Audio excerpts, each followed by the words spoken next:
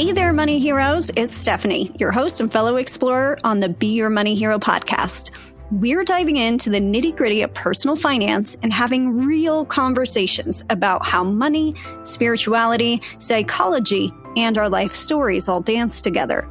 This podcast is educational, but I'm not a therapist, and my guests and I cannot offer personalized advice through a podcast. My goal is to create a safe place for you to learn and get curious about yourself and expand the way you've thought about money. So if you're ready, let's dive in.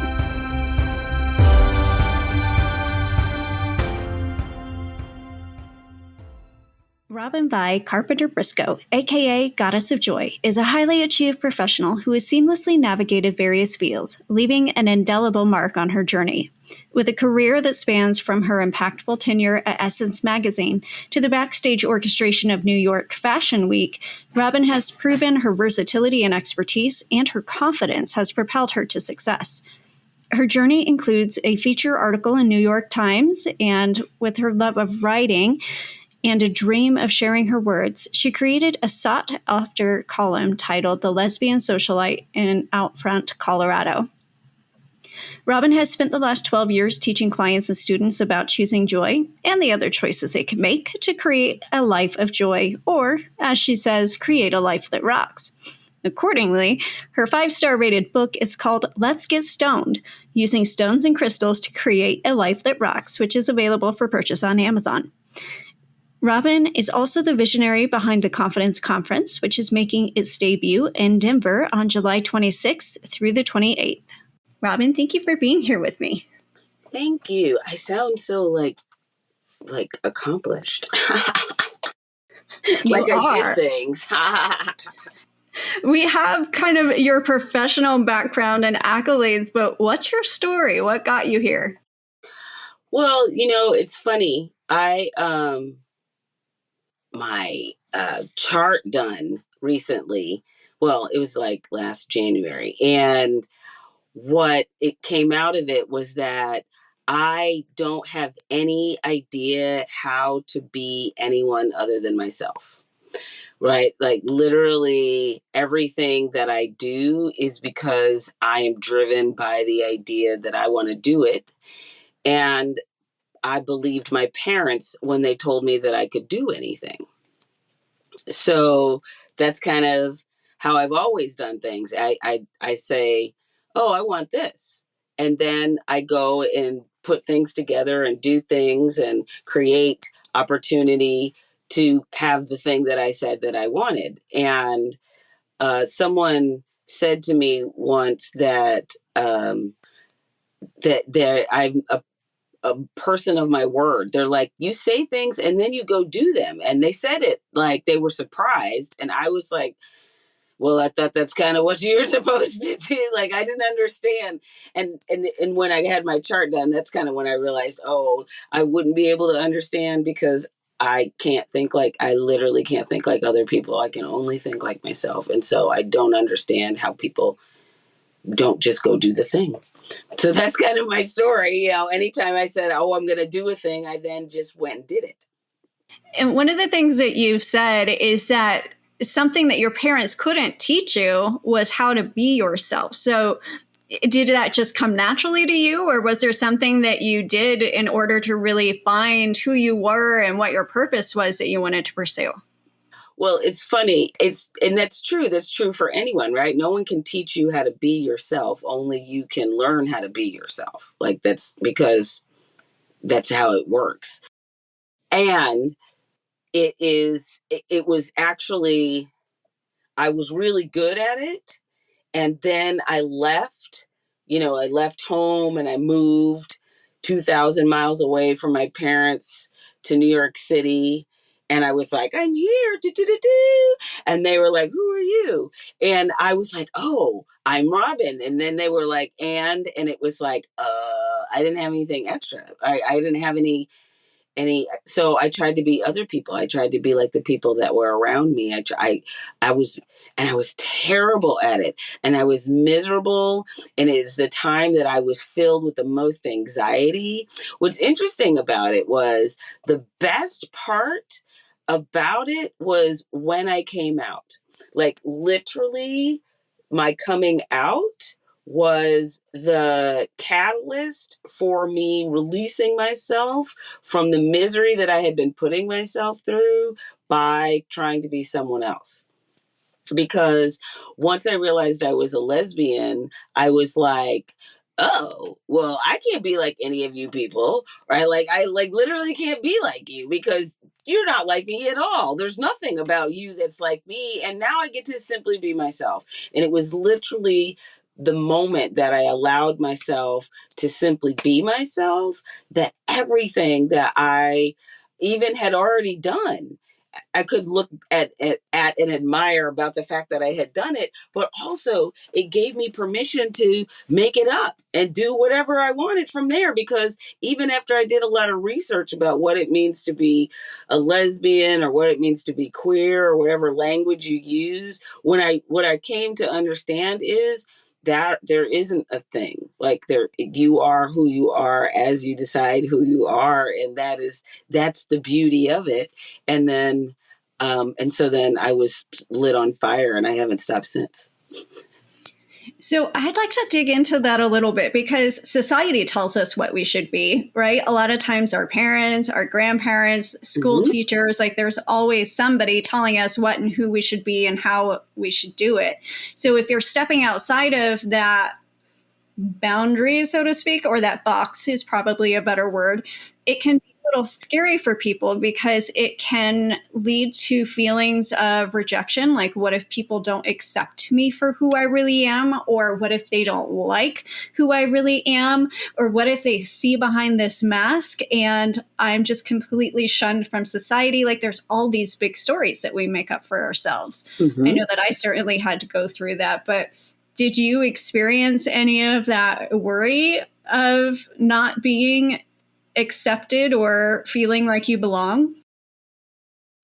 I have felt many times feelings of not belonging, right? And it is every time that that has happened to me, it is because I was confused about what people thought. Right. Like I'm terrible at thinking about what people think. I'm terrible at making up oh, this is what they're going to think. Like literally when I came out, I wasn't worried like, oh my God, I'm gay. Right. Like it wasn't that. It was like, oh my God, I'm gay. Like I got like to almost 27 years old and I was like, how did I fucking miss that? Right. Like, so like I have always had this I'm simply myselfness about me, and and I know that I know that the reason that that is true is because my mother told me that it was okay to simply be myself. She never once told me that I had to be like someone else. I tried to be like other people. Those were the most every time I can talk to like every miserable time in my life, I can go directly back to me trying to fit into boxes that people say that you're supposed to be in. And what I have found is when when those kinds of things happen, right? Like when you get bullied or when somebody is like, I mean, I got a fight in 8th grade because I was trying to be someone that I wasn't, which then made this girl think I wanted to fight her and I didn't know what the hell I was doing. And it was just big mess.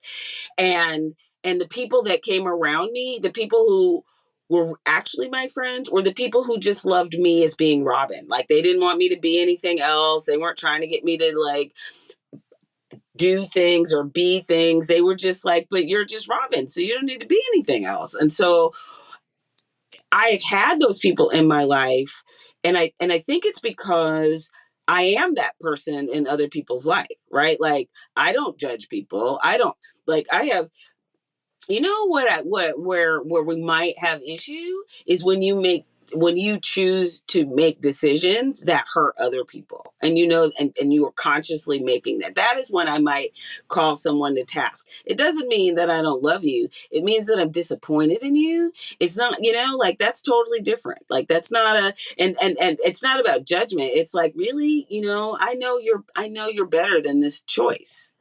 So It's more of an accountability. absolutely. And I think that is why I've always been that friend, right? Like that people would come to and tell me like their most terrible thing, that there was like their most terrible thing. And I was always like, okay, I'm sorry that you're going through this, or I'm sorry that that happened, or blah, blah, how can I help you kind of thing. It's never like, oh my God. The only times that I can say, like I had a friend that I was, when it was time for me to come out, to come back to Colorado, right, and come out to people who had known me when I was a kid. There was a friend who I was like sure was going to be full of judgment about it, and so I wasn't going to tell her, and she literally was the first person I told. Like I got back and I was like, oh my God, blah blah blah. We were having all of the like being 15 all over again. And I totally came out, and she was like, really? Oh my God, that's so cool. And once that happened, it was over, right? And the people who have known me the longest were the most excited about it, because they felt like it was the one thing that was not working in my life, and they couldn't figure out why, right? Like, why did I have such a hard time finding love and finding someone who appreciated my wonderfulness? And so that was like it was just the biggest gift. Like I never looked back when I just gave myself permission to be myself. I never had to. And that's the thing, that it's really funny because, as you said, I started a column years ago in Colorado, in Denver. My first big writing job as a writer was to write my column, The Lesbian Socialite, for Outfront Colorado, which Outfront magazine now. And I was covering a story. I was covering Fashion Week, and I was at an event, and I was talking to the woman, and I said, oh yeah, I have a column. It's called The Lesbian Socialite. And this woman got like really still and really emotional and looked at me and was like, oh my God, that's so brave. Like she was so like overcome that I was so willing like to, I don't know, just say it out loud in front. Like I wasn't really sure like how, like why she was so overcome by it. And at the same time, she was inspired by it, right? And I was like, you know what's funny? The thing is I don't have to be brave to be myself. This is the easiest thing I've ever done. And that's the part that I work at with my clients, right? Like that's the kind of stuff, those are the kind of conversations that I have with people all the time professionally, around the idea that being yourself is the easiest thing you could ever do if you simply gave yourself permission to do it. And it's the giving yourself permission part that is the giant chasm that really is only like a little step. I would agree with you on that because we come from very different circumstances. When I came out, it was not celebrated, and I was ostracized from my family, and there was a lot of judgment that had come with that. But still, it was one of the best things that I had done, was just, moving away from the family that I was born into, really leaning into the person that I was, and things started to fall into place. And then for me, a big catch was getting into a relationship that I didn't have boundaries in. And so that next phase of really being myself and learning to love myself and appreciate those things was to start putting boundaries in place.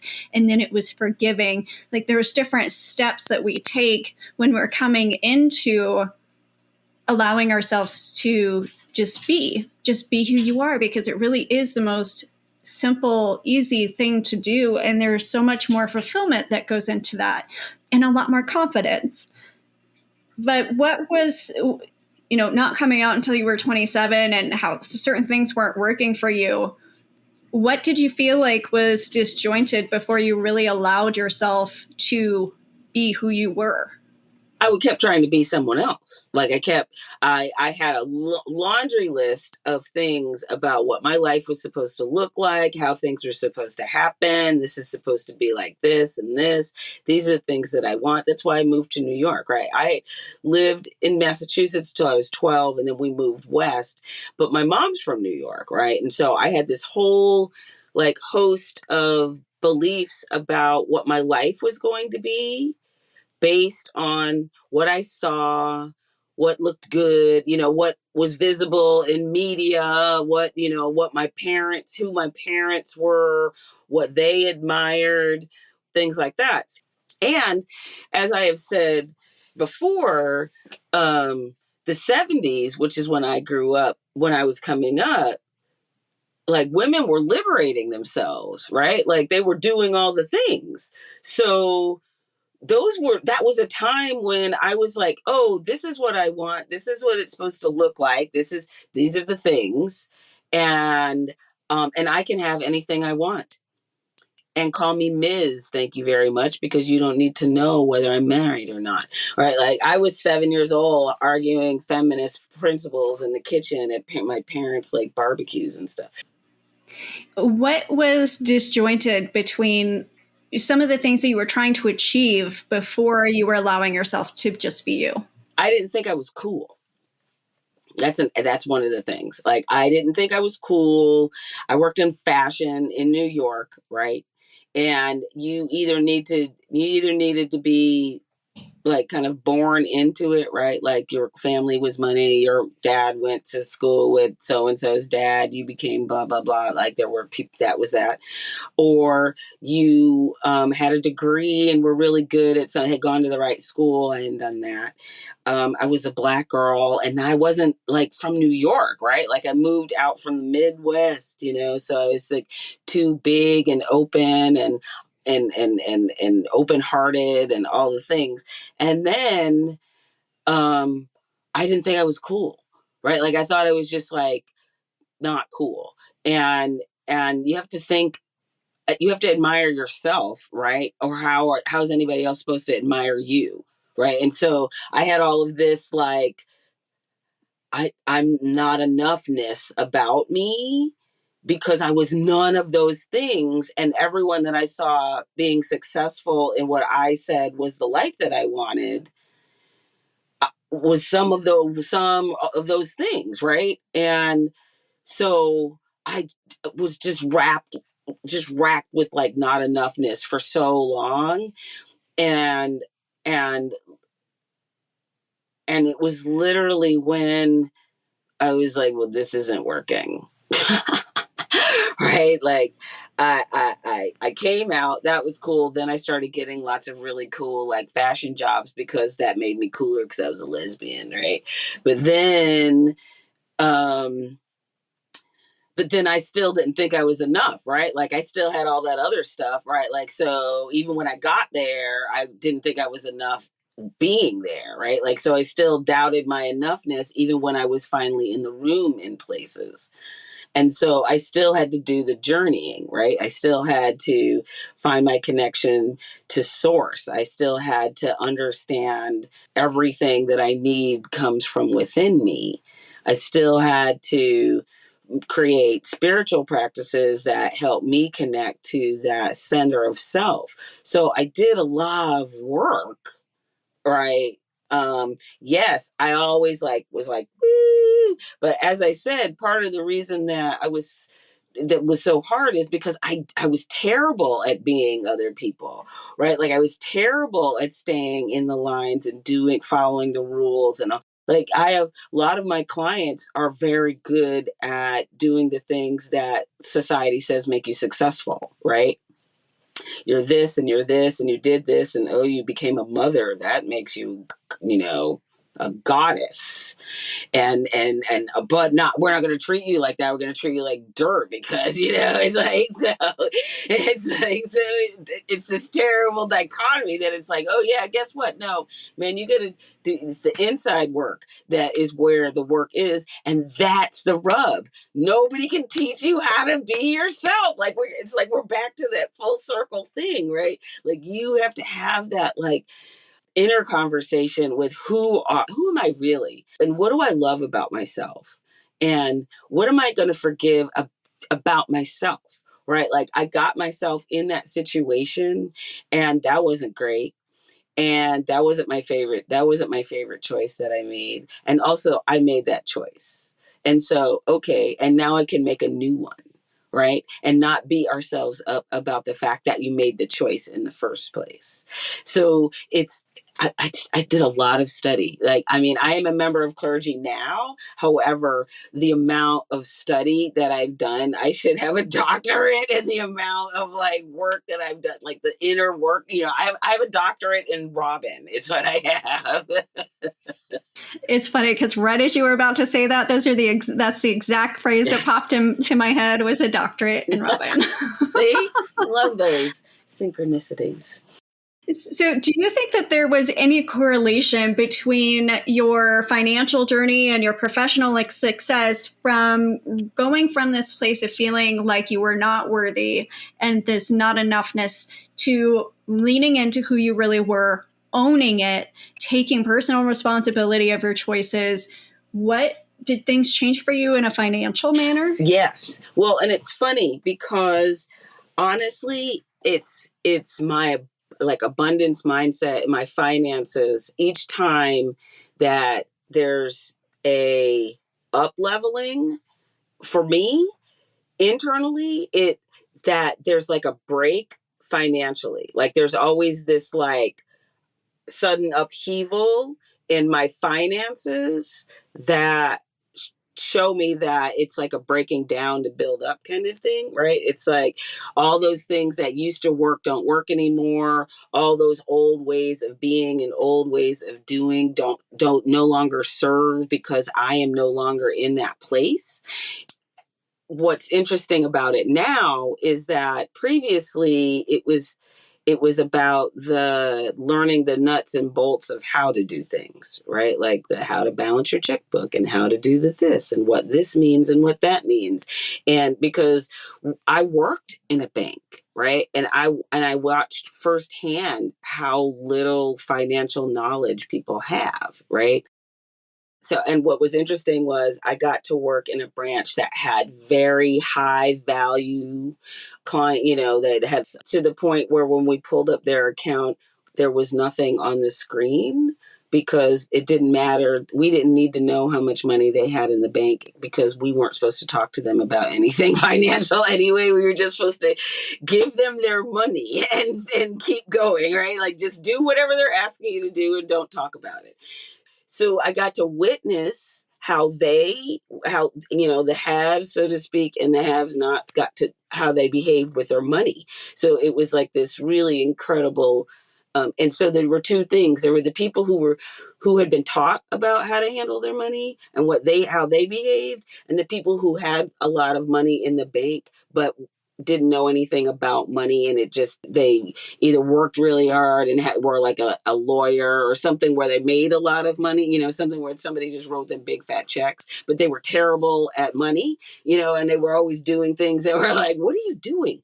And then there were people who were very methodical. Like I watched this woman pay off her debt. It was the most inspiring experience watching her have all of this debt and every month get these like money orders and make them out to each one of the different companies that she had made these deals with. And just I watched her do it and I was so proud of her. Like I was so proud of her because I knew how uncomfortable that was, right? Like I knew how it's easy to get into debt. It's really easy, right? Like it's super easy. It's just like easy. And we're taught really early how to get into debt, right? Like, it's like we watch our parents, one of my parents' favorite phrase was next time I have money, I'm going to do this, right? And it's never buy a CD or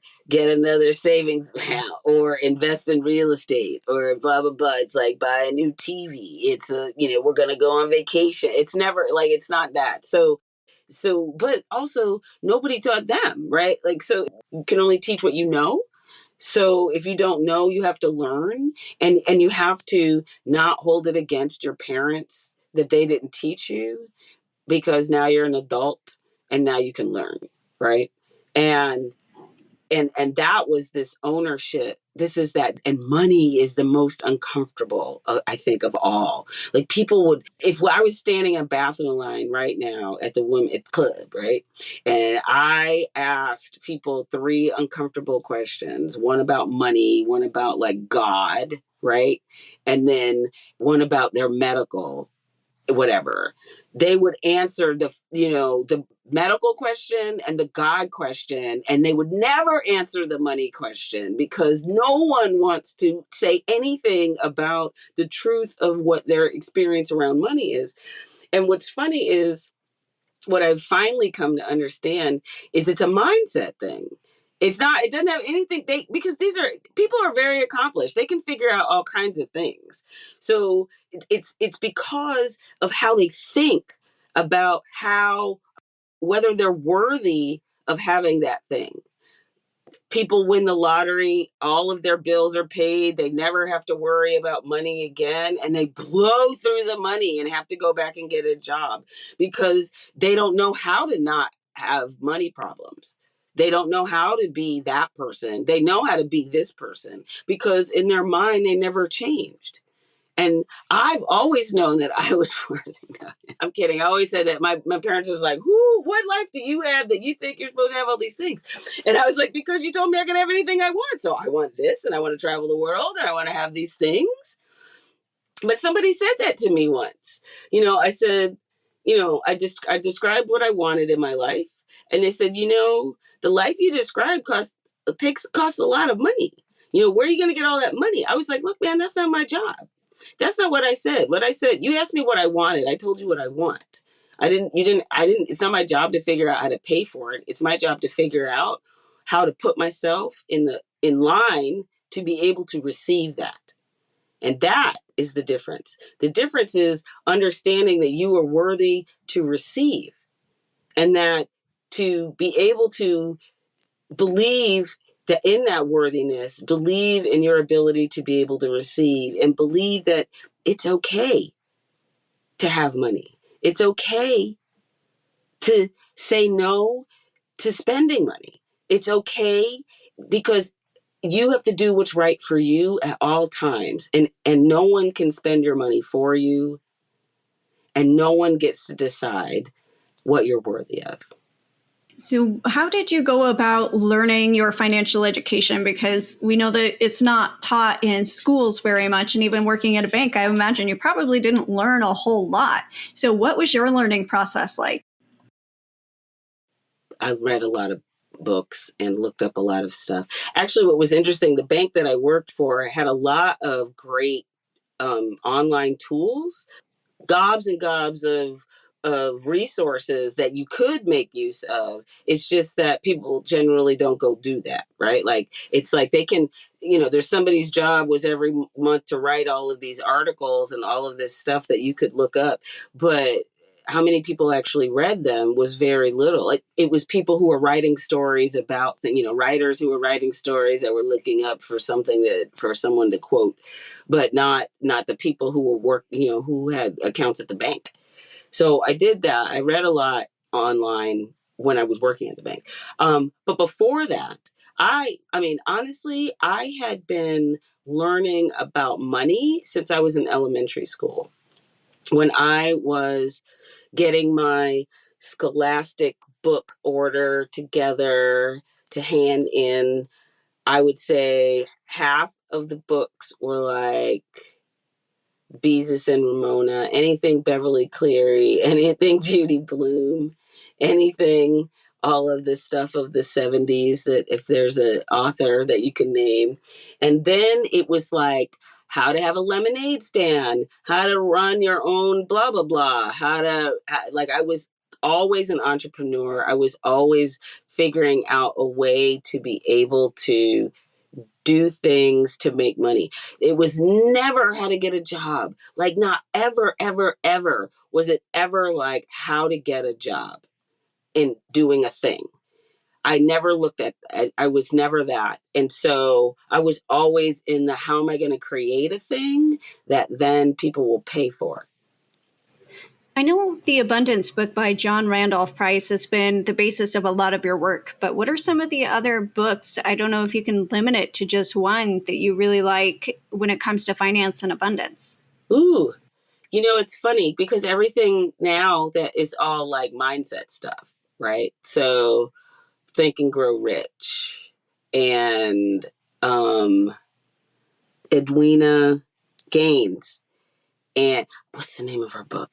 They're all like mindset. It's all about abundance mindset. It's not actually nuts and bolts of how to do money. It's all how to think about money.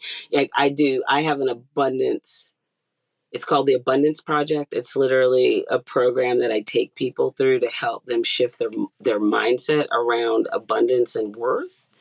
So any book that I have on my shelf now is only going to be like abundance mindset books. Is it The Secrets of Permanent Prosperity or The Four Spiritual Four Laws of Spiritual Laws of Prosperity? Prosperity. I have Deepak Chopra on my shelf. I have anything that somebody has written. Oh, I love, but yeah, they're all prosperity books. They're all how to think, how to shift your mindset around money, because money is, you can always make money. That's the shift, right? Like people get really like grippy and panicky around the idea of money, and the reality is you can always make money. There's always a way to make money, like always. There is not ever a time that there is not a way to make money. The deal is, A, you have to be willing to do it, right? B, you have to, ego has to be able to get out of the way, because if it's like, well, I would never do that, it's like, well, then you clearly have enough money. Like, it's like, if you're going to tell me I need money, but I have a very short list of things I'm willing to do in order to be paid that money, then I'm like, oh, well, then you have plenty of money. Because if you really, really, really needed money, you would figure out whatever you need. There is a couple that I know of that was in the town where I used to live in California, that bought 3 houses and put all of their kids through college by picking can. Like that was their job. That's what they did. Got it every day. They had a system. They had a map. They knew all the things. They knew what time and all. Like their business was literally recycling cans, because they would pay you, right? Like it's 5 cents in Michigan. I think it's like 10 cents a can. So literally, they were like, "Well, this is silly. People literally they're throwing money in the garbage." And so they were just like decided that was what they were gonna do, and that's what they did. And they bought, let me say again, 3 houses and put 4 children through college and had retirement by recycling cans. However, there will be other people that would just see them and think they're just, homeless or broke or whatever. I would never do that and I'm like, that's cool. Figure out what you will do. What are you willing to do?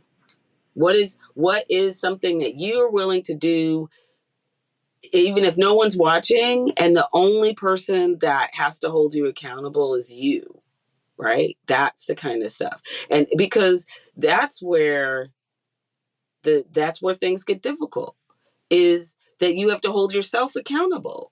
Period. Like you're the only one that was there doing that thing. Like you're the only one that was where you were doing the thing you were doing at the time that you were doing it, and all of your life. Like you're the only one that's always been there, the only one. So hold yourself accountable. Did you do that thing? Did you make that choice? Are you choosing not to do this thing? Are you purposely just ignoring all the lessons that someone tried to teach you? There's probably I can think back to like things that like my grandmother said about putting money aside and always doing weird little things and stuff like that, it was like, whatever. And it was like, stop letting money burn a hole in your pocket, and all kinds of things that you just go by, right? And you don't pick up, and that there are lessons there that you wish they were back, that you could go back and learn them, but you learn them at the time that you're supposed to and not a minute sooner. For you, have you found that either in your personal life or with the clients that you work with, are there types of financial goals that tend to bring more joy and satisfaction than others? Ooh, that's a good question. I think that the people that say, I'm just going to say with the program, the Abundance Project that I do, I think that the people that have the most success with it are the ones whose goal going in was not a financial one, right? It was a spiritual goal, right? Like the people that decide, because I this is the prompt. The prompt is, what does your life look like if you didn't worry about money? Right. And, what does an abundant life actually look like and feel like? And when people start coming up with those answers, they're not money answers. I feel the most abundant when I'm sitting on a beach. Like I could have $20, but if I got $20 and a pack of Twizzlers and I'm sitting on the beach, you can't tell me anything like that. Poop, it's it.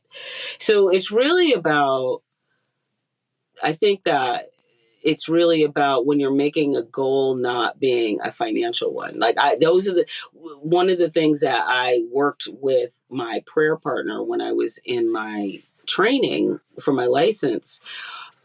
She is she works the abundance principle better than anyone that I have ever met in my life. She ended up with a $10,000 hip replacement surgery, completely covered, because she qualified for something and they were like, oh yeah, you qualify for this, so here, boop. And that kind of thing happens all the time with her. And it's because is very intentional with her mindset practices, and also she does the work, right? Like she does research online and looks up stuff and applies for things if there are things that you can apply for. And so she's not like, I'm abundant and just sitting there waiting for things to come falling from the sky, right? Like she's doing the work, having these, internal battles in belief, right? And then she says, I don't know where it's going to come from, but I know that it's going to be resolved. And that's when people say, here's a check for $10,000, right? It happens all the time. I'm like, dude, I love how you do that. She was actually part of the inspiration for me creating the Abundance Project, actually. That's something that I've also seen a lot too. And I think it comes back to our authenticity is we have been told by society and our parents and our teachers what success looks like, what it means to have value in your society. You need to be a doctor, a lawyer, or an engineer, right? And I think that for a lot of people, they will try to check all those boxes. They'll go to college, they'll get their degree, they end up working 50, 60 hours a week. They don't have time for the things that make them feel fulfilled. When in all honesty, if they stopped and they looked about it and they looked at what their values are, because I think that that's how you grow a lot of confidence in that financial aspect, is you're spending your money and your time in a way that aligns with your values. And so if you're spending your time and your money working in a corporate job that you feel that is just sucking the life out of you, and I know because I've been there and I've done that, that's not the abundant life that you are looking for. When in reality, it might be spending time with your kids, and maybe, the example I use is maybe you're happy homesteading on a plot of land with your family. Maybe that's real abundance to you. And you need to really get clear on what your values are by letting go of those societal expectations. Yes, 100%. 100%. It is, again, it goes back to nobody can teach you how to be you, right? Like, so whatever other people have said, this is what success means. I'm like, to you. That's true. That is fine. If that works for you, go do that thing. That is not what works for me. And if someone says you have to have this and this and this and this, and you're like, yeah, that would be awesome, and you have it, and it actually does bring you joy, right? Like you have some giant garden, or you have, you get to play with your friends camping, those kinds of things, right? My favorite thing, you know why I love camping so much? Because you get away far away enough that nobody can get you on your phone, and you have to remain present. Like the only thing that matters is what's happening right where you are. You cannot do anything about anything else because you can't even hear. Nobody can't get me. I feel like, like being on a cruise ship might be something like that, but I've never been on a cruise. But it was like that when I went to Hawaii. We went to Maui on our honeymoon, and I was like, oh, I understand how people move to go to Hawaii and never get back on the plane. Like I could see how that, like, it was like, and fuck all of it, I'm out and like done, right? Like you're just like, and because whatever's going on in your life, you literally left it on the mainland, and I'm just leaving and not going back. I could see how that could happen. I could see the allure of that, right? But what people, that kind of thing is always funny to me because, every person that told me that their story about how they just like chucked it all and moved to Maui was like my Uber driver and my waitress and the person that was selling me something in the thing. And at first I was like, what the fuck? Like, if I were going to like chuck everything and move to Maui, I certainly wouldn't want to be an Uber driver. But then I started thinking about it. I was like, well, the reality is if you're going to work, right? If you're going to do a thing, and you're going to have to do it anyway, no matter where you live, then I could see choosing being a waitress in Maui versus being a waitress in Cleveland. Except when you get off work, you go and you're in Hawaii, right? You know what I mean? It's like it's like, oh, I have to go to work in Hawaii. Oh, right? Like I just feel that, and that's why I understand how people can think that something is terrible because someone doesn't have this and this and this and this and this. And they're like, oh, but that's what you need to be happy. And it's like, well, that's not what I need to be happy. I have the joy that I feel is spending time with my friends. The joy that I feel real joy when I get to hear people laughing and watch people meeting each other for the first time. And this is like at my house, right? On my back porch while we're drinking tea, doing nothing, right? Not anything big. And I had a house, when I was living in a different circumstance and with a different person, the joy was being in the park where we all would meet from wherever we were, all in the park together, talking about chosen family, right? Like these are people that I have deep and abiding love for. And I was just happy to see them. And we're on food stamps, and so is blah blah blah, and this one is that, and still we would still have joy, and still and I don't think that my financial situation has anything to do with my success as a human. So, what advice would you give someone who's maybe feeling stuck or in a rut and they're lacking confidence and joy? Come to the confidence conference. Come on, I had to say that. No, so it's true though, right? Like the thing about the reason the conference exists is because the idea is that you don't do it alone, right? That's the part. It's the reason that we get into those places of stuckness and lack of joy and lack of having confidence in self is because we isolate. We don't share. We're not vulnerable. We don't allow ourselves to truly be seen by even a small number of people. If someone really loves you and you believe that they truly love you, then it's okay to simply be yourself in front of them.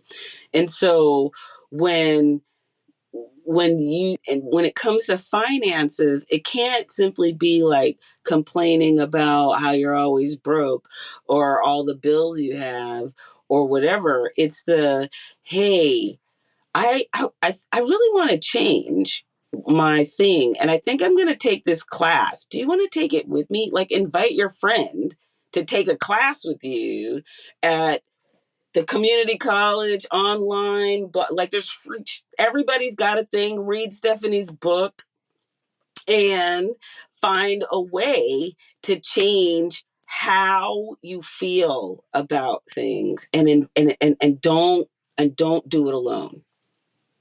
So, what was it that made you want to start the Confidence Conference? Because I know a lot of extraordinarily accomplished women who don't have confidence in a lot of parts of their life. And when I started paying attention to that, it brought me back to the statistics about young girls, right? For years, we've known the statistics that, girls are, Pippi Longstocking, they're pirates and they have a monkey and they're, Pippi Longstocking was my idol, but, like they do all the things, right? And then junior high school hits and they stop answering questions in class, and math and science scores go in the toilet, and they don't talk anymore, and all kinds of things happen, right? And they say that it happens less, it happens later, say in single gender education, right? Like if girls just go to school with girls and aren't distracted by being in class with boys, they might be willing to be smart in class, right? But then other things happen, girls are mean. So, when they're learning how to be themselves, right? Like like they lash out and things. And so there's lots of pain involved with growing up. But at the same time, there's this like need that I felt was missing, was that one of the statistics that I read, because of course I then went crazy, right? Like when I started thinking about this, I was like, oh, now I have to do research, because that's what I do with everything. As soon as I have an idea, then I have to start researching it. And one of the things that I researched was about women's confidence, was that women become more confident together. We lift each other, right? Like we are more communal in the way we socialize and how we process. So I needed to get women together in order to help them with that. And then because I am the lesbian socialite, and so I think that all parties should have a purpose, we have to raise money. I can't do anything if I'm not somehow taking money and then giving it to somebody else, right? So I knew that the conference needed to be for the women that these young girls are looking at, because part of the, when we start looking at these statistics and they say 86% of girls in 2017 in the fifth grade called themselves confident, and in 2023 it was 68%. And so like that's falling off a cliff, right? And everybody's like, oh, social media. And I'm like, right. But what they're doing is they're looking at women who actually aren't confident, right? Like, so if we're going to help them feel confident, then we need to be on social media being confident and not talking about things, the wrongness of us, but the rightness of us. And the way that we get there is to get together and be kind and loving and supportive to each other and with each other. And in order to do that, we need to put in this room and in these breakout rooms women who teach women how to do that. how to be confident in different ways around money, around grief, around embodying confidence. Like, what does confidence actually feel like in your body, and how do you keep doing that? Using your voice. Literally, how do you use your voice? Like, some people actually don't know how to open their mouth and use the wind in their lungs to be able to make sound, because they were told to stand in the corner and be quiet, to the point that they don't know how to do that, right? Fear grips your throat just to speak in front of people that love you. So it's vitally important to put together a group of women in a room to learn from women who can teach them things, and then raise the money to give to organizations that are helping the next generation, and that are helping women who truly need someone to simply look at them and say, I see you, I support you, and I'm ready to help you move forward. So from here, locally, nationally, and internationally. And so then we chose the nonprofits to give money to. I'm really excited to be part of this conference, and I'm excited for these workshops because I've had the pleasure of meeting a lot of these women, and they're incredible people.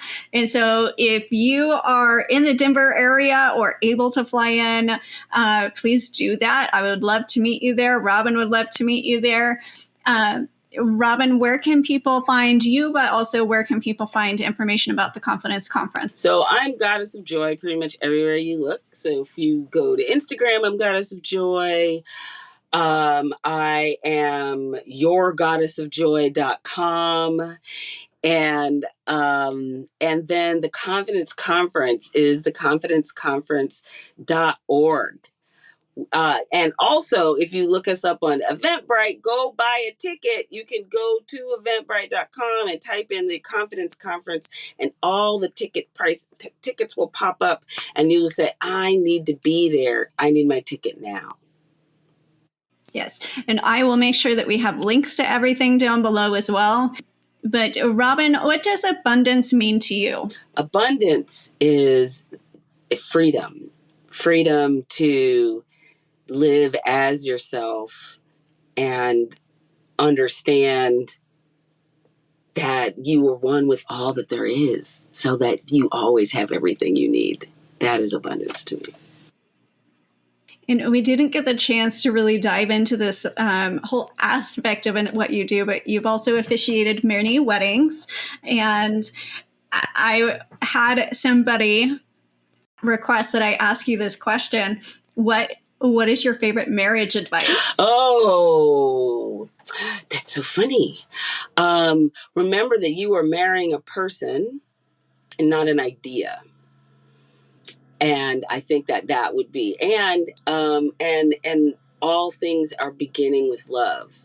So stay focused on that. That's what, when I do a wedding, the thing that I remind people is that the reason the symbol of your wedding is a ring is because all things begin and end with love. And so if you stay there and focused on that, and know that if you are changing, they are too, and keep meeting them where they are. That is good advice. Thank you, Robyn. Is there anything else that you would like to share with the audience before I let you go? Go to my YouTube channel. I'm Goddess of Joy on YouTube. I have all kinds of really cool, fun stuff there. That's what I really want. I want to make sure that people can find the joy, find all the ways, do all the things, and live in it, because the best part is to discover the joy of being you. I appreciate you taking time out of your busy schedule to be here today, Robyn, and I'm looking forward to seeing you at the conference. Thank you. Bye.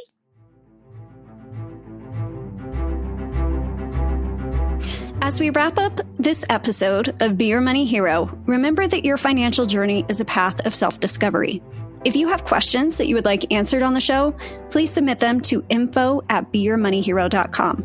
If today's conversation resonated with you, share your thoughts and insights with our growing community. Subscribe for more empowering discussions, and always remember, you have the power to be your money hero. Until next time, keep growing, money heroes.